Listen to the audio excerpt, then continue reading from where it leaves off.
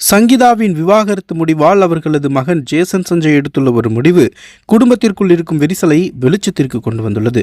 தனது முதல் படத்தை இயக்க தயாராகி வரும் ஜேசன் சஞ்சய் இன்ஸ்டாகிராமில் தனது தந்தை விஜயை பின்தொடர்வதை நிறுத்தியுள்ளார், அதாவது அன்ஃபாலோ செய்துள்ளார்.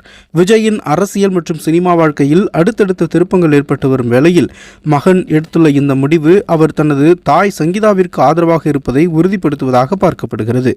சங்கீதா தாக்கல் செய்துள்ளதாக கூறப்படும் மனுவில் கடந்த 2021ஆம் ஆண்டு முதல் விஜய்க்கும் ஒரு முன்னணி நடிகைக்கும் இடையே இருந்த தொடர்புதான் இந்த பிரிவுக்கு முக்கிய காரணம் என குறிப்பிடப்பட்டுள்ளது. அதன் பிறகு பலமுறை எச்சரித்தும் விஜய் அந்த தொடர்பை தொடர்ந்ததாகவும் இதனால் தனக்கு மன உளைச்சலும் பிள்ளைகளுக்கு பொதுவெளியில் தர்ம சங்கடமும் ஏற்பட்டதாக சங்கீதா குற்றம் சாட்டியுள்ளார்.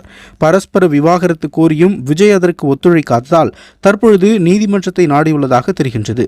விஜயின் தனிப்பட்ட வாழ்க்கை குறித்து வரும் செய்திகளால் அதிருப்தி அடைந்த ஒரு தரப்பு ரசிகர்கள் ஜேசன் சஞ்சயை சமூக வலைதளங்களில் கடுமையாக விமர்சித்து வந்தனர். தந்தைக்கு ஆதரவாக நிற்காமல் மௌனம் காப்பது ஏன் என கேள்விகள் எழுப்பின.